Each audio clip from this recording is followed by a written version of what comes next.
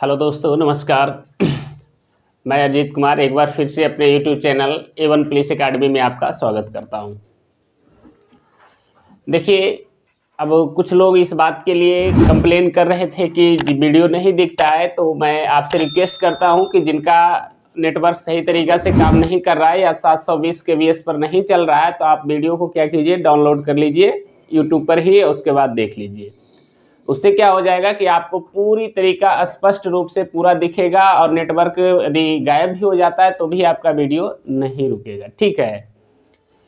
और दूसरा एक बात और मैं बताना चाहता हूं कि यदि मान लिया जाए कि हम जितने भी कंटेंट हम पढ़ा रहे हैं, उस कंटेंट में यदि कोई आपको डाउट है कि ये कंटेंट कहाँ से लाया गया, हम कभी इस कंटेंट को पढ़े नहीं थे, तो वैसे में आप कमेंट बॉक्स में कमेंट करके आप बता दीजिए ये कंटेंट कहाँ से लाया गया है। तो अगले वीडियो में हम कोशिश करेंगे कि आपके कमेंट को पढ़ करके हम उसका रिप्लाई दें कि ये कंटेंट हम कहाँ से लिए। क्यों? क्योंकि हमारे यहाँ बहुत सारा बुक्स है, एनसीईआरटी है, दृष्टि आईएएस का है, थी है, हमारा खुद का नोट्स है। उन सभी से हम जो आपके लिए इम्पोर्टेंट क्वेश्चन रहता है, मैं वही आपको निकाल करके देता हूँ, ठीक है। तो आपको यदि किसी प्रकार का कन्फ्यूजन या डाउट रहे तो आप कमेंट में ज़रूर कमेंट कर दीजिए। यदि वीडियो कैसा लग रहा है इसलिए भी आप कमेंट कर सकते हैं, कोई दिक्कत नहीं है, ठीक है। चलिए देखिए, तो आज की टॉपिक की हम बात करते हैं। आज का जो टॉपिक है बड़ा इम्पोर्टेंट टॉपिक। हम हालांकि पिछली बार हम पिछले वीडियो में आपको बताए थे कि हम आपको दर्रे के बारे में पढ़ाएंगे, लेकिन हम बीच में और भी बहुत सारा ऐसा कंटेंट है जो काफ़ी इम्पोर्टेंट है, जो आपके साधारण बुक्स वगैरह में कभी दिया है तो कहीं नहीं भी दिया है। कहीं देखते हैं छोटे छोटे कंटेंट्स है लेकिन आपके जानकारी में नहीं रहता है, तो आप कंफ्यूजन में आ जाते हैं। तो उन सभी को आज फिर से एक बार कलेक्शन करके एक वीडियो और लेकर चलते हैं और अगले वीडियो से हम आपको दर्रा से संबंधित सारे क्वेश्चन का सॉल्यूशन कर देंगे, ठीक है। आज का वीडियो में आप जितने अच्छे ढंग से केवल आप बोर्ड पे ध्यान दीजिएगा, क्योंकि आज हम अलग अलग टाइप्स के आपको क्वेश्चन बताएंगे, जो कि हालांकि हर क्वेश्चन को हमने कहीं ना कहीं पूछा गया है, उससे हमने काट करके निकाला है, जो कि इंडियन ज्योग्राफी से संबंधित भी है और कुछ ऐतिहासिक भी है, ठीक है।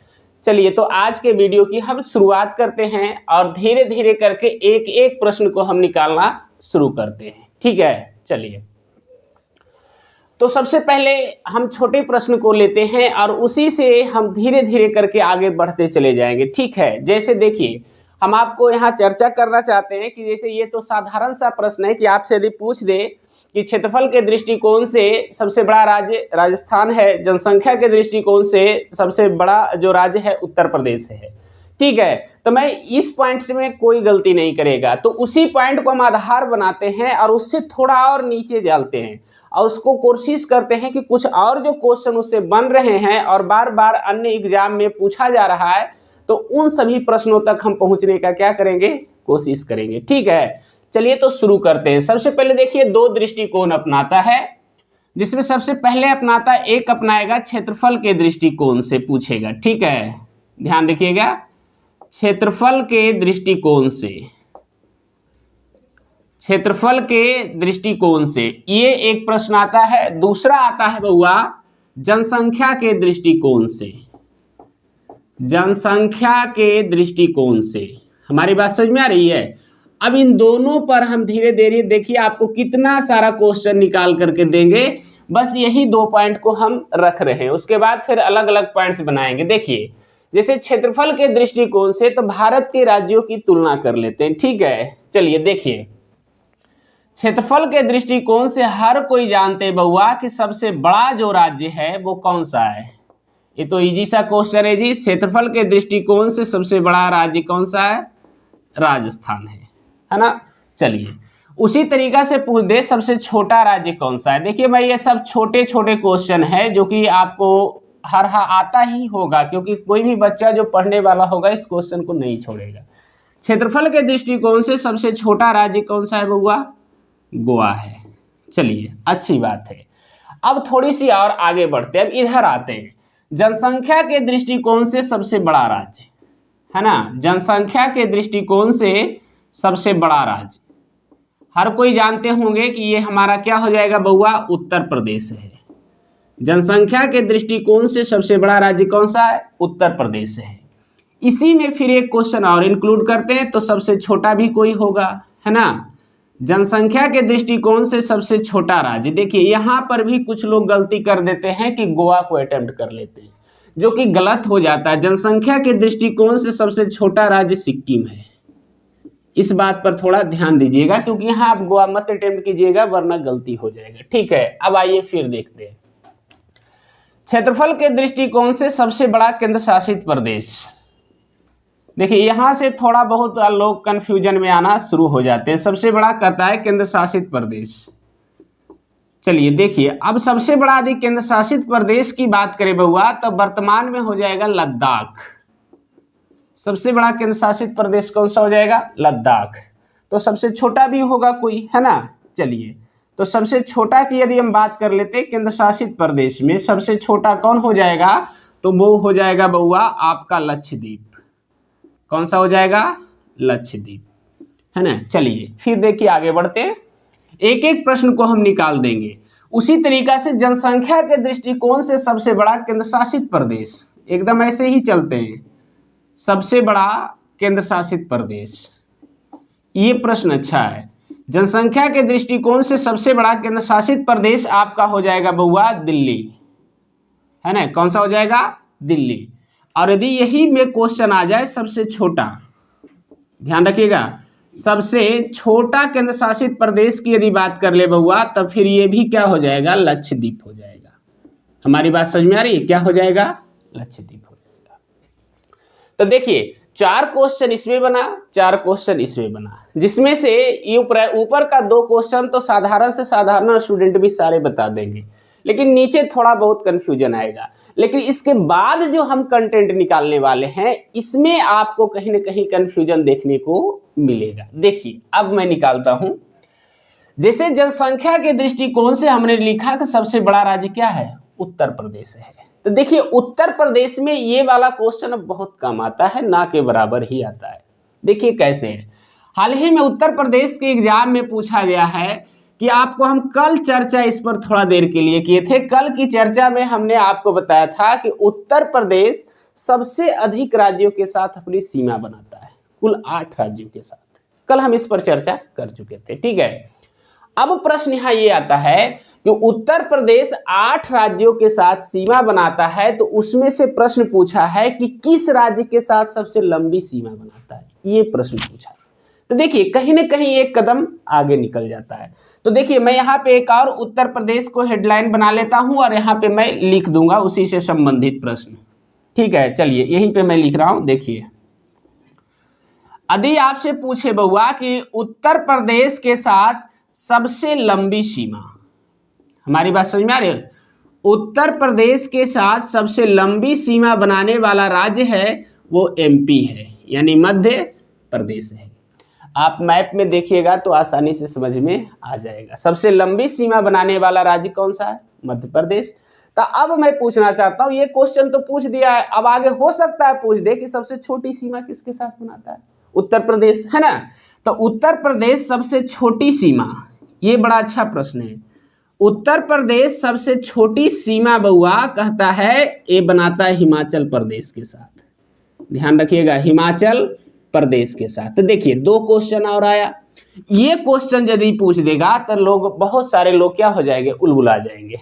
अब देखिए इसमें और एक निकालते हैं, बहुत अच्छा एक प्रश्न है। उत्तर प्रदेश में एक जिला है सोनभद्र, हमारी बात समझ में आ रही है? उत्तर प्रदेश में एक जिला है सोनभद्र, ये काफी चर्चा में रहता है। ये सोनभद्र जिला जो है वो काफी चर्चा में रहता है, तो लग रहा होगा कुछ तो विशेषता होगा तभी तो चर्चा में रहेगा। तो मैं बताना चाहता हूं कि पूरे देश का, संपूर्ण भारत का एकमात्र जिला सोनभद्र है जो 4 राज्य के सीमा को स्पर्श करता है। 4 राज्य के सीमा को क्या करता है? स्पर्श करता है। देखिए ये प्रश्न बहुत अच्छा है और काफी ज्यादा चर्चित प्रश्न है, क्योंकि आप समझ रहे हैं एक राज्य 4 राज्यों के साथ सीमा स्पर्श करना साधारण बात है, लेकिन केवल एक जिला वो 4 राज्य के साथ सीमा स्पर्श कर रहा है, ये बहुत बड़ी बात है। और देश का मात्र एक ही जिला है, वो है सोनभद्र। और सोनभद्र जिला कहाँ है? उत्तर प्रदेश में। हमारी बात समझ में आई? तो ये देखिए, ये कंटेंट जो अभी हम आपको बताए, ये कंटेंट काफी ज्यादा मायने रखेगा। ये सब तो हल्का है, सारे लोग यदि क्वेश्चन पूछ दिया तो सब लोग अटेम्प्ट कर लेगा, लेकिन इसे अटेम्प्ट करने में परेशानी जरूर होगी। ठीक है, चलिए, तो इसको आप जल्दी से नोट कीजिए। उसके बाद फिर हम कुछ आगे कंटेंट लेकर के चलते हैं, अब फिर आगे नए नए कंटेंट हम आपको दिखाएंगे। चलिए, लिखिएगा लिखिएगा। क्षेत्रफल के दृष्टिकोण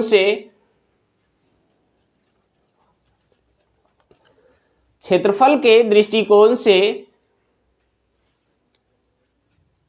भारत का सबसे बड़ा राज्य राजस्थान है। क्षेत्रफल के दृष्टिकोण से भारत का सबसे बड़ा राज्य राजस्थान है, जबकि सबसे छोटा राज्य गोवा है। जबकि सबसे छोटा राज्य गोवा है। सबसे छोटा राज्य गोवा है। सबसे छोटा राज्य गोवा है। लिखा गया। चलिए, अब ये लिखिएगा। क्षेत्रफल के दृष्टिकोण से सबसे बड़ा केंद्र शासित प्रदेश, क्षेत्रफल के दृष्टिकोण से सबसे बड़ा केंद्र शासित प्रदेश लद्दाख है। सबसे बड़ा केंद्र शासित प्रदेश लद्दाख है।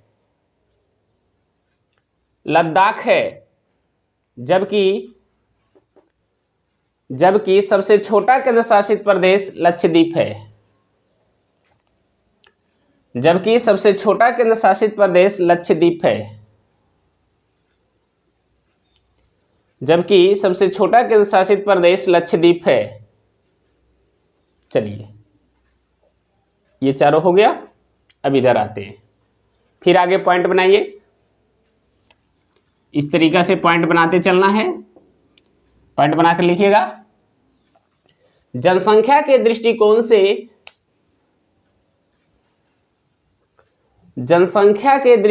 से सबसे बड़ा राज्य उत्तर प्रदेश है। जनसंख्या के दृष्टिकोण से सबसे बड़ा राज्य उत्तर प्रदेश है। जबकि सबसे छोटा राज्य सिक्किम है। जबकि सबसे छोटा राज्य सिक्किम है। जबकि सबसे छोटा राज्य सिक्किम है। चलिए, हो गया। अब ये लिखिएगा। फिर लिखिए अगला पॉइंट में, जनसंख्या के दृष्टिकोण से सबसे बड़ा केंद्र शासित प्रदेश, जनसंख्या के दृष्टिकोण से सबसे बड़ा केंद्र शासित प्रदेश दिल्ली है। जनसंख्या के दृष्टिकोण से सबसे बड़ा केंद्र शासित प्रदेश दिल्ली है। जबकि सबसे छोटा केंद्र शासित प्रदेश लक्षद्वीप है। जबकि सबसे छोटा केंद्र शासित प्रदेश लक्षद्वीप है। ठीक है, चलिए, अब अगला पॉइंट में लिखिएगा। नीचे पॉइंट बनाइए, पॉइंट बनाकर लिखिएगा। उत्तर प्रदेश के साथ सबसे लंबी सीमा, उत्तर प्रदेश के साथ सबसे लंबी सीमा मध्य प्रदेश बनाती है। उत्तर प्रदेश के साथ सबसे लंबी सीमा मध्य प्रदेश बनाती है। मध्य प्रदेश बनाती है। जबकि सबसे छोटी सीमा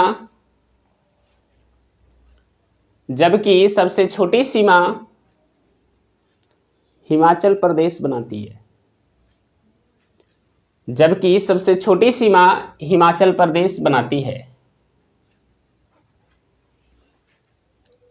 सबसे छोटी सीमा हिमाचल प्रदेश बनाती है। चलिए, हो गया। अब अगला पॉइंट लिखिएगा।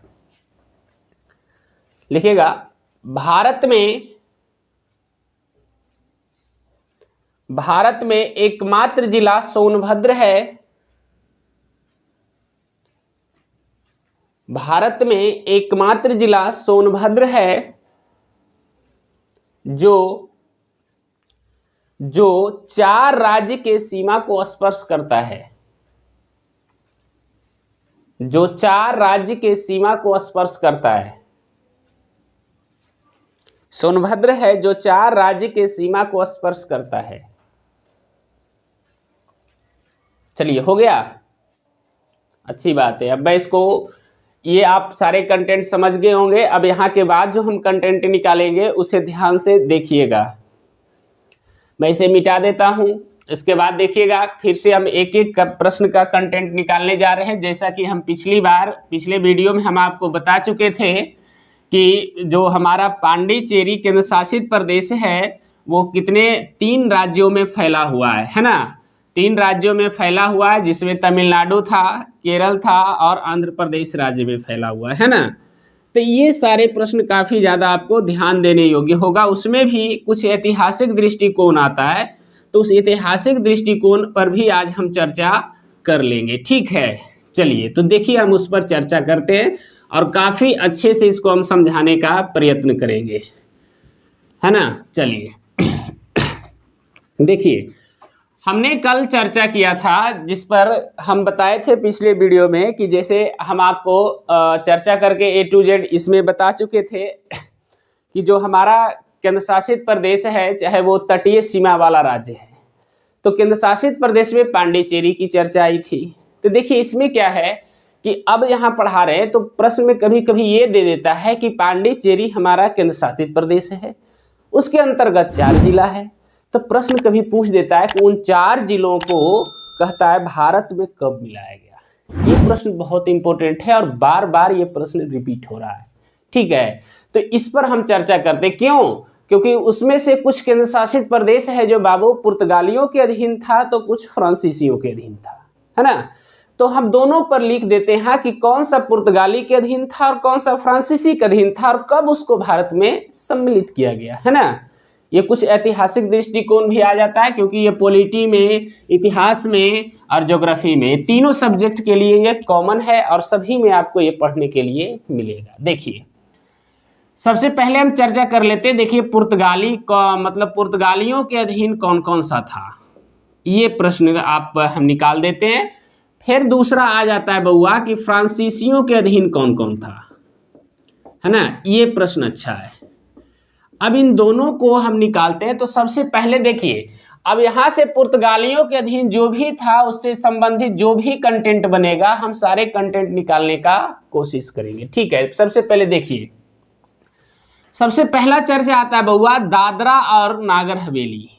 ध्यान रखिएगा, दादरा और नगर हवेली, बहुत अच्छा प्रश्न है ये, ठीक है। दादरा और नगर हवेली, ये प्रश्न आता है कि जैसे देखिए, दादरा और नगर हवेली जो था बउआ एक केंद्र शासित प्रदेश था, है ना। उसके बाद प्रश्न उठता है कि दादरा और नगर हवेली को भारत में कब सम्मिलित किया गया। ये प्रश्न अच्छा है। तो बउआ ये सम्मिलित किया गया था 1954 में, ठीक है। और दादरा और नगर हवेली किसके अधीन था? पुर्तगालियों के अधीन था, ठीक है। अब दूसरा आते हैं, दूसरा आता है दमन दीव। हमारी बात समझ आ रही है? दमन दीव एंड गोवा, ये भी पहले गोवा भी केंद्र शासित प्रदेश था, बाद में पूर्ण राज्य का दर्जा मिला। तो दमन दीव और गोवा ये भी पुर्तगालियों के अधीन था ही, और इसको मिलाया गया था 1961 में, भारत में सम्मिलित किया गया था 1961 में। ये दोनों प्रश्न काफी बार पूछा जाता है। इसमें कुछ और हम आपको निकालते हैं। देखिए, गोवा तो पूर्ण राज्य का दर्जा दे दिया गया, लेकिन इसमें भी से भी प्रश्न आता है कि ये दादरा और नगर हवेली, ध्यान रखिए इसको, और ये दमन दीव, इन दोनों को मिला दिया गया है। वर्तमान में ये दो केंद्र शासित प्रदेश नहीं है, बल्कि ये दोनों क्या है? एक ही है। तो प्रश्न ये आता है कि दादरा और नगर हवेली और दमन दीव को कब मिलाया गया? प्रश्न अच्छा है। चलिए देखिए, हम बताना चाहते हैं इन दोनों को मिलाया गया बउआ 26 जनवरी 2020 को। कब मिलाया गया? 26 जनवरी 2020 को ये दोनों को मिला लिया गया और मिलाने के बाद इसकी एक ही राजधानी बनाई गई। हमारी बात समझ में? एक ही राजधानी बनाई गई, वो क्या था? दमन था। एक ही राजधानी वर्तमान में दमन है, ठीक है।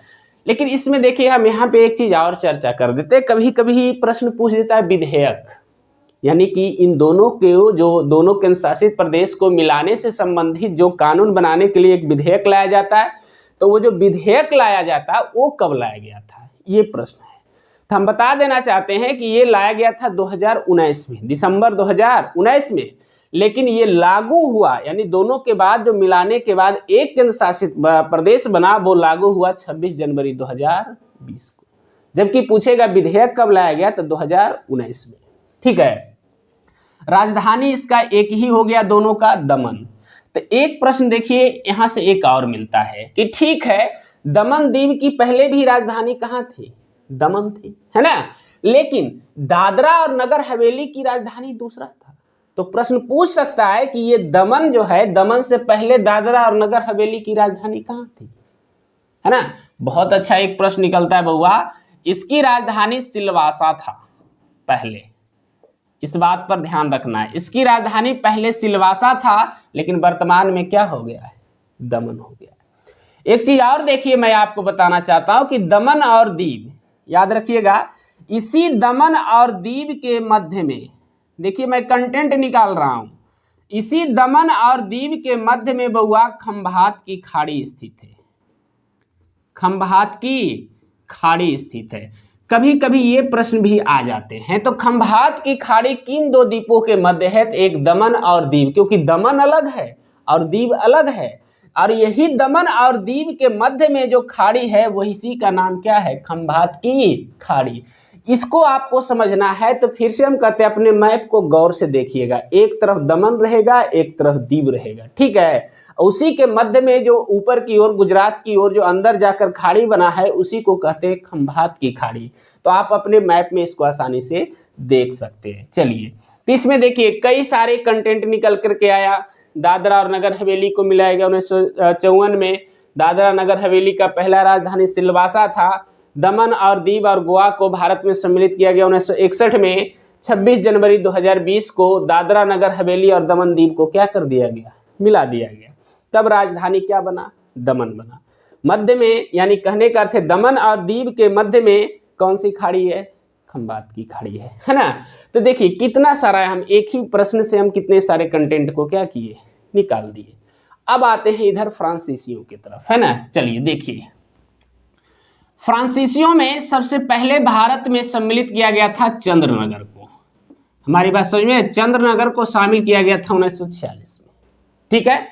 फिर देखिए हमने चर्चा किया था अलग अलग जो पांडिचेरी के अंतर्गत आता है 4 गो, है ना। उसमें देखिए हम बताते हैं, सबसे पहले आता है पांडिचेरी, ठीक है, जिसको हम पुदुचेरी भी कहते हैं। फिर देखिए आता है बउआ आपका आता है माहे, ध्यान रखिएगा माहे। फिर आता है कराईकल, कराईकल। फिर देखिए आता है यनम, यनम। आप समझ रहे, ये आंध्र प्रदेश में, तमिलनाडु में, ये केरल में है, ये भी तमिलनाडु एरिया में है, ठीक है। और इन सभी को बउआ मिलाया गया था भारत में कब? 1954 में। ध्यान रखिएगा कब मिलाया गया था? 1954 में। तो इनमें से कभी कभी एक ही गो देगा, पूछेगा इसको भारतीय संघ में कब सम्मिलित किया गया, तो चाहे 4 गो में से कोई पूछे, सब सम्मिलित किया गया 1954 में। और ये चारों के चारों पहले किसके अधीन थे? फ्रांसीसियों के अधीन थे, ठीक है। चंद्रनगर, पांडिचेरी, माहे, कराईकल, यनम, ये सब फ्रांसीसियों के अधीन थे, और सबसे पहले चंद्रनगर को मिलाया गया 1946 में, ठीक है। तो देखिए हम उम्मीद करते हैं कि ये दोनों पॉइंट आप अच्छे से समझ गए होंगे, ठीक है। चलिए, इसके बाद जो विवादित राजधानी वाला क्वेश्चन आता है उस पर भी हम थोड़ी चर्चा कर लेंगे। पहले इसका आप नोट बना लीजिए, ठीक है। चलिए लिखिएगा, लिखिएगा दादरा और नगर हवेली, दादरा और नगर हवेली, दादरा और नगर हवेली पहले पुर्तगालियों के अधीन था। दादरा और नगर हवेली पहले पुर्तगालियों के अधीन था। पुर्तगालियों के अधीन था, जिसे 1954 में भारतीय संघ में मिला लिया गया, जिसे 1954 में भारतीय संघ में मिला लिया गया, जिसे 1954 में भारतीय संघ में मिला लिया गया। चलिए लिखा गया। अब ये लिखिएगा दमन दीव और गोवा। दमन दीव और गोवा भी पहले पुर्तगालियों के ही अधीन था। दमन दीव और गोवा भी पहले पुर्तगालियों के ही अधीन था, जिसे 1961 में भारतीय संघ में मिलाया गया, जिसे 1961 में भारतीय संघ में मिलाया गया, जिसे 1961 में भारतीय संघ में मिलाया गया। चलिए ठीक है, ये पॉइंट लिखा गया। अब ये लिखिएगा 26 जनवरी 2020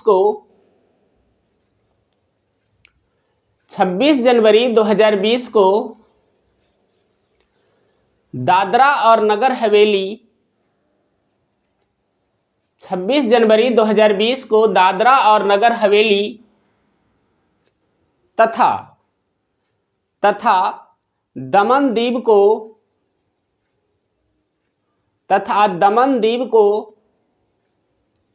मिलाकर एक केंद्र शासित प्रदेश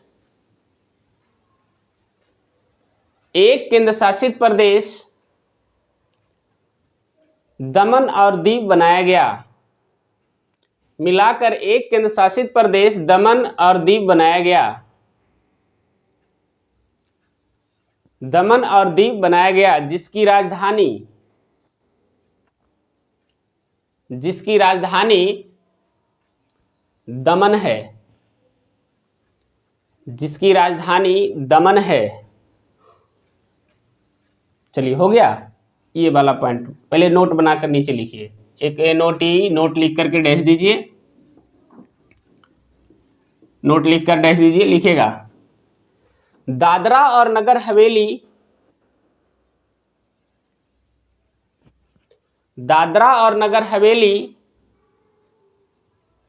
की पहली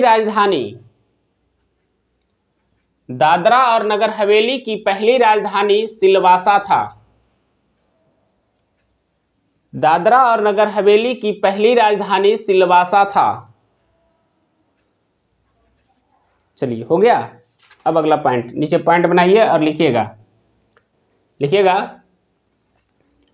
दमन और दीव के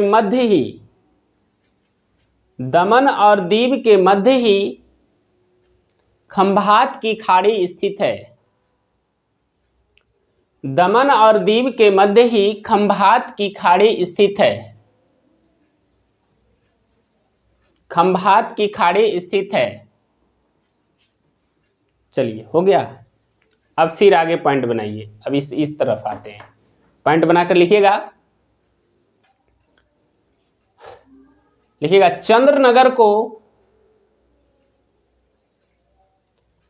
चंद्रनगर को फ्रांसीसियों से छुड़ाकर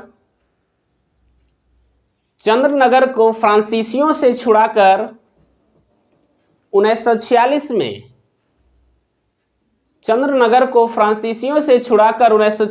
में भारतीय संघ में मिलाया गया। 1946 में भारतीय संघ में मिलाया गया। ठीक है। चलिए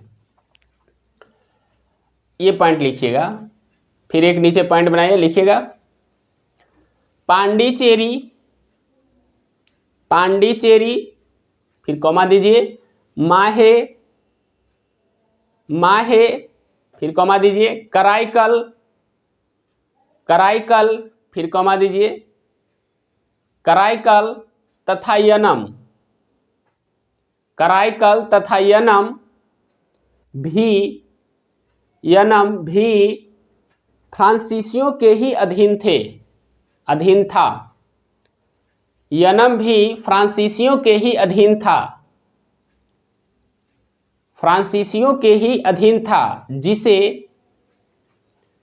1954 में, जिसे 1954 में भारतीय संघ में मिला लिया गया, जिसे 1954 में भारतीय संघ में मिला लिया गया। चलिए, हो गया ये पॉइंट।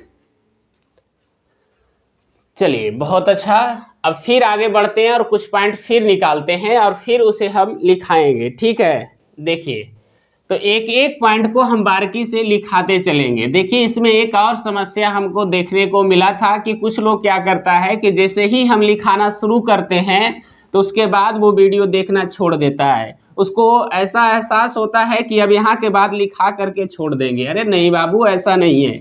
लिखाने के बाद जैसे ही खत्म होता है तो फिर से हम नया कंटेंट लिखते हैं, फिर से उसका नोट्स बनवाते हैं, क्योंकि पढ़ाई बिल्कुल हम ऑफलाइन की तरफ पढ़ाने का कोशिश कर रहे हैं, ठीक है। तो इस तरीका से मत कीजिए, क्योंकि पूरा वीडियो देखिएगा तभी आपको सारे कंटेंट मिलेंगे, ठीक है। चलिए देखिए, अब देखिए कुछ और क्वेश्चन निकालते हैं। जैसे देखिएगा, नाम सुनेंगे एक दिल्ली एनसीआर, एक प्रश्न आता है। देखिए, एक प्रश्न आता है राजस्थान से संबंधित, जो कि हम चर्चा कर रहे थे, क्षेत्रफल के दृष्टिकोण से सबसे बड़ा राज्य है। तो राजस्थान का सीमा दिल्ली से नहीं लगता है, ठीक है, लेकिन इसके 2 जिले, ध्यान रखिएगा, इसके 2 जिले बउआ एनसीआर के अंतर्गत आता है। बड़ा कंफ्यूजन वाला ये क्वेश्चन है। सीमा भी नहीं लगता इसका दिल्ली से, लेकिन फिर भी राजस्थान का 2 जिला ऐसा जिला है जो एनसीआर के अंतर्गत आता है। सबसे पहले एनसीआर का मतलब यदि आपको समझ में नहीं आ रहा तो बउआ नेशनल कैपिटल रीजन होता है, ठीक है। तो देखिए, अब दिल्ली एनसीआर, दिल्ली से सीमा भी नहीं लग रहा है, इसके 2 गो जो जिला है बउआ वो किसके अंतर्गत आ रहा है, एनसीआर के अंतर्गत आ। तो कौन सा 2 जिला है, मैं यहाँ पे लिख देता हूँ। देखिए, वो जिला है, एक है भरतपुर और दूसरा है अलवर। दूसरा कौन सा है, अलवर। ये 2 जिला है जो राजस्थान के जिले हैं, वो किसके अंतर्गत आता है, एनसीआर के अंतर्गत आता है। ये क्वेश्चन बड़ा इंपॉर्टेंट है, आपको बहुत कम जगह पर देखने को मिलेगा, लेकिन राजस्थान लोक सेवा आयोग इस क्वेश्चन को 2 से 3 बार पूछा है, ठीक है। चलिए, फिर देखिए आपको हम बताते हैं, जैसा कि हम कल पिछले वीडियो में चर्चा किए थे, कर्क रेखा, क्योंकि 20 रेखा से 23.5 डिग्री उत्तर में जो खींची गई रेखा है उसको हम क्या कहते हैं, कर्क रेखा, ठीक है। तो बाबू, इसमें फिर हमने एक और रेखा का चर्चा किया था भारत का मानक समय रेखा, ठीक है। अब देखिए, इसमें प्रश्न आता है भारत का मानक समय रेखा और कर्क रेखा एक दूसरे को किस राज्य में काटती है या किस स्थान पे काटती है। ये बड़ा इंपॉर्टेंट प्रश्न है, ठीक है। तो मैं लिख देता हूं, क्योंकि भारत का मानक समय रेखा बाबू 82.5 डिग्री पूर्वी देशांतर है, ठीक है, जबकि हमारा कर्क रेखा भारत के बीचों बीच से होकर गुजरती है, जो कहता है विषुवत रेखा से 23.5 डिग्री उत्तर में स्थित है, ठीक है। तो हम यहाँ पे लिख रहे हैं कर्क रेखा और मानक समय रेखा, कर्क रेखा और भारत का क्या, मानक समय रेखा। देखिए, मैं यहाँ पे लिख रहा हूं, कर्क रेखा और भारत का मानक समय रेखा एक दूसरे को प्रतिच्छेद कहाँ करती है, यानी एक दूसरे को काटती कहाँ है। तब इसका आंसर होगा किस राज्य में काटती है बउआ, छत्तीसगढ़ में। छत्तीसगढ़ नहीं रहेगा तो एक स्थान रहेगा सूरजपुर, समझ में आ रहा है। यदि सूरजपुर नहीं भी रहा तो एक स्थान है भैंसा गोंडा, समझ में आ रहा है, उसी स्थान पे काटता है। तो मैं इसको इसलिए बता दिया कि चलो छत्तीसगढ़ नहीं रहेगा, सूरजपुर रहेगा, सूरजपुर नहीं रहेगा तो भैंसा गोंडा रहेगा।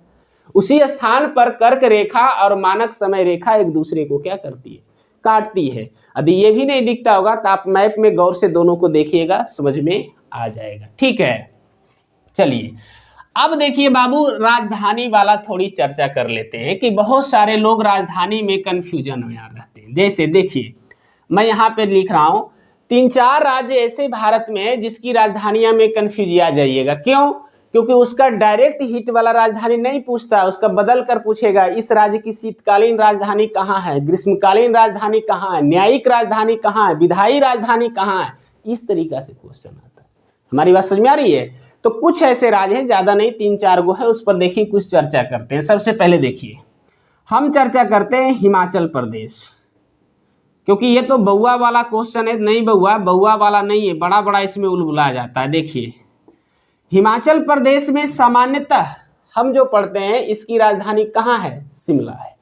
ठीक है, इसकी मूल राजधानी ऐसे हम शिमला पढ़ते हैं, लेकिन इसमें भी 2 राजधानियां। एक प्रश्न पूछेगा ग्रीष्मकालीन राजधानी, ध्यान रखिएगा, एक पूछेगा ग्रीष्मकालीन राजधानी या दूसरा पूछेगा शीतकालीन राजधानी, दूसरा पूछेगा शीतकालीन राजधानी।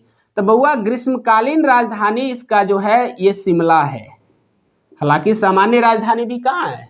शिमला है। लेकिन यदि पूछ दे हिमाचल प्रदेश की शीतकालीन राजधानी कहाँ है बउआ, तो इसका राइट आंसर होगा धर्मशाला है। इसकी शीतकालीन राजधानी कहाँ है? धर्मशाला है। इस बात पर थोड़ा ध्यान देने योग्य बात है। उसी तरीका से हिमाचल प्रदेश आ गया, फिर थोड़ा सा आ जाते हैं उत्तराखंड, क्योंकि जो भी ज्यादा कहेगा कि हमको पूरी राजधानी याद है, तो आप इसी तरीका से उसको बांट कर पूछिए। देखिएगा आप पूछिएगा हिमाचल प्रदेश का शीतकालीन राजधानी कहाँ है, तुरंत वो बंदा शिमला अटेम्प्ट कर देगा। हमारी बात समझ में आ रही है? जो कि गलत हो जाएगा। देखिए उसी तरीका उत्तराखंड में भी बटा हुआ है, इसमें भी एक पूछेगा ग्रीष्मकालीन राजधानी और एक पूछेगा शीतकालीन राजधानी। हमारी बात समझ में आ रही है? तो ग्रीष्मकालीन राजधानी यदि पूछेगा उत्तराखंड का, तो इसका ग्रीष्मकालीन राजधानी गैरसेन है। याद रखिएगा, इसकी ग्रीष्मकालीन राजधानी गैरसेन है। जबकि शीतकालीन राजधानी पूछेगा तब ये हमारा क्या है, उत्तराखंड की राजधानी कहाँ है बउआ? देहरादून है। हमारी बात समझ में आ रही है? उत्तराखंड की राजधानी कहाँ है? देहरादून है। तो सामान्य राजधानी भी पूछे तो देहरादून है, लेकिन ग्रीष्मकालीन राजधानी पूछे तो गैरसेन है। कंफ्यूजन आता है थोड़ा बहुत। उसी तरीका से एक और चलते हैं, चलिए चलते हैं जम्मू कश्मीर की तरफ। ठीक है, देखिए जम्मू कश्मीर की बात करते हैं, तो इसमें भी 2 गो है। इसमें भी पूछेगा ग्रीष्मकालीन राजधानी और शीतकालीन। तो जैसे ही यदि प्रश्न में पूछे ग्रीष्मकालीन राजधानी, तो हर कोई जानते हैं इसकी राजधानी कहाँ है बउआ? श्रीनगर है जम्मू कश्मीर की। लेकिन यही यदि शीतकालीन राजधानी पूछ दे तब इसकी राजधानी जम्मू हो जाएगा। हमारी बात समझ में आ रही है? तो दोनों में फर्क है। देखिए 1, 2, 3 राज्य, ये तीनों में बार बार आपको उलट कर पूछेगा। मूल राजधानी छोड़ करके या तो शीतकालीन कर देगा या फिर ग्रीष्मकालीन कर देगा। उलबुला कर लोग क्या करता है, मूल राजधानी को अटेम्प्ट करके चलाता है, क्योंकि पहला ऑप्शन पर आपको मूल राजधानी देगा। समझ में आ रहा है? चलिए, तो इससे आप बचने का कोशिश कीजिए। और इसको बस देखिए, क्वेश्चन छोटा है लेकिन नंबर तो आपको एक ही मिलने वाला है। ठीक है, तो इसीलिए आप इन सभी को थोड़ा गौर से ध्यान देकर पढ़िएगा। इसके बाद फिर देखिए हम आपको आगे बताएंगे एक ही राज्य की 3 राजधानियां जो कि क्या है, अलग अलग है। ठीक है, चलिए तो इसको लिखिएगा,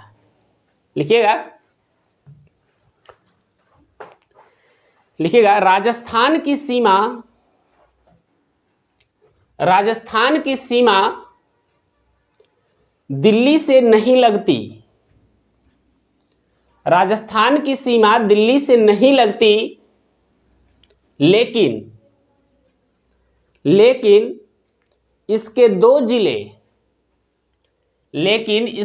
जिले एनसीआर के अंतर्गत आता है। लेकिन इसके 2 जिले एनसीआर के अंतर्गत आता है। एनसीआर के अंतर्गत आता है। वे 2 जिले निम्न हैं। वे 2 जिले निम्न हैं। हो गया? पहला लिखिए भरतपुर और दूसरा लिखिए अलवर। ठीक है, चलिए ये पॉइंट हो गया। अब यहां लिखिएगा, लिखिएगा कर्क रेखा, कर्क रेखा और भारत का मानक समय रेखा, कर्क रेखा और भारत का मानक समय रेखा, कर्क रेखा और भारत का मानक समय रेखा एक दूसरे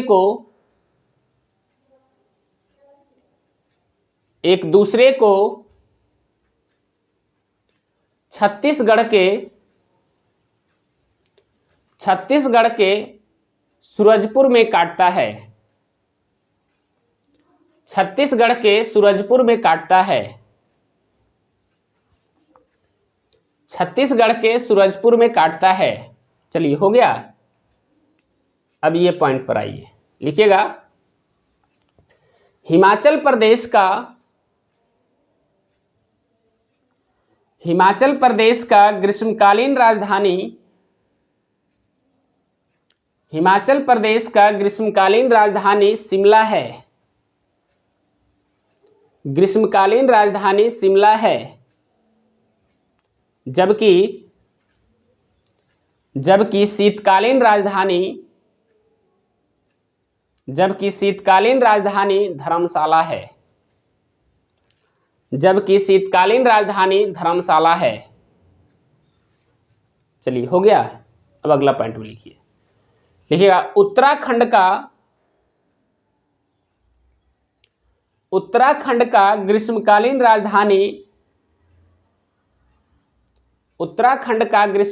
राजधानी गैरसेन है, गैर से टठा डबला ना, ग्रीष्मकालीन राजधानी गैरसेन है, जबकि शीतकालीन राजधानी देहरादून है, जबकि शीतकालीन राजधानी देहरादून है, शीतकालीन राजधानी देहरादून है। चलिए अब इसको लिखिएगा, जम्मू कश्मीर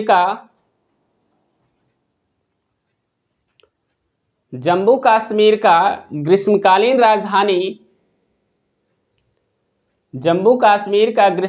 राजधानी श्रीनगर है,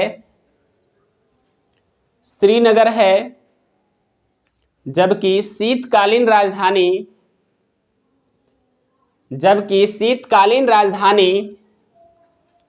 जम्मू है, जबकि शीतकालीन राजधानी जम्मू है। चलिए हो गया। चलिए अब 3-4 को और मैं राजधानी की तरह लिखाता हूं जो आपको कंफ्यूजन पैदा करता है, ठीक है। उसमें भी ध्यान देने योग्य बात है, क्योंकि कंफ्यूजन में रहने से अच्छा है कि उसे कंफर्म कर ले। छोटा क्वेश्चन है बट कंफ्यूजन आपको पैदा कर सकता है। देखिए जैसे में एक आता है राज्य आंध्र प्रदेश, हमारी बात समझ में आ रही है। एक आता है राज्य, देखिए कौन सा, आंध्र प्रदेश। अब इसमें क्या क्वेश्चन निकल सकता है, आंध्र प्रदेश की 3 राजधानियां हैं, ध्यान रखिएगा, यहां से भी कंफ्यूजन में मत आइएगा, बहुत इंपॉर्टेंट प्रश्न है। 3 राजधानियां हैं, सबसे पहले कार्यकारी राजधानी है, ध्यान रखिएगा, इसमें यही चीज आपको देखकर अटेम्प्ट करना है क्योंकि बार बार यही चीज दे रहा है। एक है कार्यकारी राजधानी, दूसरा है विधायी राजधानी, ध्यान रखिएगा, दूसरा क्या है, विधायी राजधानी, और तीसरा है न्यायिक राजधानी, ध्यान रखिएगा, तीसरा है न्यायिक राजधानी।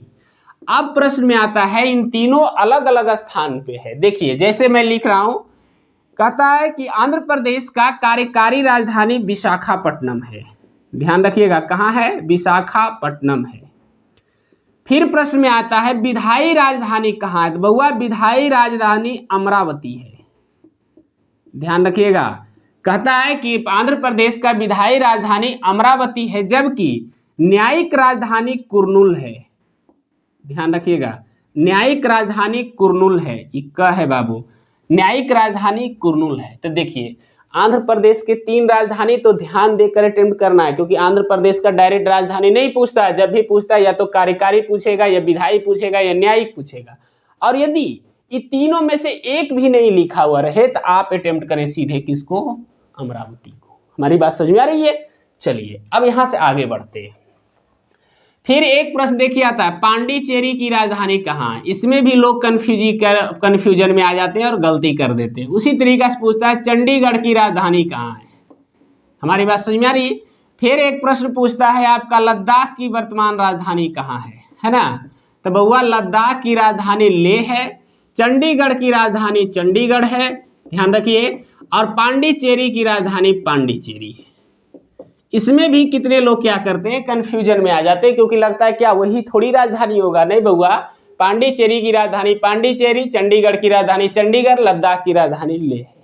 तो ये सामान्य सा क्वेश्चन है, लेकिन आपको कंफ्यूजन पैदा कर सकता है। चलिए इसको लिखिएगा, लिखिएगा। आंध्र प्रदेश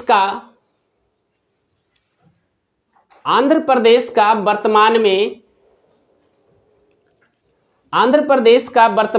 3 राजधानियां हैं। आंध्र प्रदेश का वर्तमान में 3 राजधानियां हैं, जिसका विवरण निम्न है। हो गया। चलिए सबसे पहला हम लिखिए कार्यकारी राजधानी, कार्यकारी यहां जोड़ लीजिए राजधानी, ठीक है। कार्यकारी राजधानी लिख लिए और डैश दे के लिखिए विशाखापट्टनम। कार्यकारी राजधानी लिखकर डैश दीजिए, लिखिए विशाखापट्टनम। हो गया, समझ में आ गया। इसका मतलब हो गया आंध्र प्रदेश की कार्यकारी राजधानी कहाँ है, विशाखापट्टनम। उसी तरीका से दूसरा में लिखिए, जैसे इसमें लिखे वैसा ही विधायी राजधानी, इसके भी पीछे जोड़ लीजिए राजधानी, विधायी राजधानी और डैश दे करके लिखिए अमरावती, विधायी राजधानी, ठीक है, डैश देख लिखिए अमरावती, ठीक है। चलिए दूसरा लिखा गया। तीसरा लिखिएगा न्यायिक राजधानी, न्यायिक राजधानी और यहां डैश दीजिए, न्यायिक राजधानी और डैश देख लिखिए कुर्नूल, न्यायिक राजधानी कुर्नूल, ठीक है। चलिए अब एक पॉइंट में नीचे सारे लिख लीजिए, लिखिएगा, फिर नीचे एक पॉइंट बनाइए, लिखिएगा। पांडिचेरी की राजधानी पांडिचेरी है, पांडिचेरी की राजधानी पांडिचेरी है, चंडीगढ़ की राजधानी चंडीगढ़ है, पांडिचेरी की राजधानी पांडिचेरी है, चंडीगढ़ की राजधानी चंडीगढ़ है, तथा लद्दाख की राजधानी लेह है, तथा लद्दाख की राजधानी लेह है, लद्दाख की राजधानी लेह है। चलिए हो गया। चलिए बहुत अच्छा। तो देखिए आज हमने कुछ विविध टाइप के आपको क्वेश्चन निकाल करके दिए, जो आपके बहुत सारे बुक्स में लिखा हुआ है, बहुत सारा में नहीं भी है। तो हम सारे कंटेंट आपको दिए, छोटा कंटेंट था बट आपको कहीं ना कहीं इसमें से बहुत सारा कंटेंट ऐसा भी है जो आपको कन्फ्यूजन पैदा कर सकता है, ठीक है। तो इसका आप अच्छे ढंग से इस वीडियो को 1-2 बार देखिए और नोट्स को ढंग से बना लीजिए, ताकि किसी प्रकार का कन्फ्यूजन ना हो। आपको किसी भी आपका कंटेंट पर डाउट जाता है तो आप कमेंट में जरूर लिख दीजिए कम से कम कि ये कंटेंट कहाँ से लाया गया है, तो हम जरूर उसका प्रमाण देंगे कि हमने इस कंटेंट को कहाँ से लाया है, ठीक है। चलिए तो आज के वीडियो में हम इतना ही रखते हैं, और अगले वीडियो में हम फिर से आपको नए टॉपिक के साथ मिलेंगे, जो कोशिश करेंगे कि हम फिर से उसी पॉइंट जो दर्रा की हम चर्चा कर रहे थे उसकी शुरुआत करें, और एक एक करके हम विश्लेषण से उसको आगे लेकर चलेंगे, ठीक है। तब तक के लिए धन्यवाद।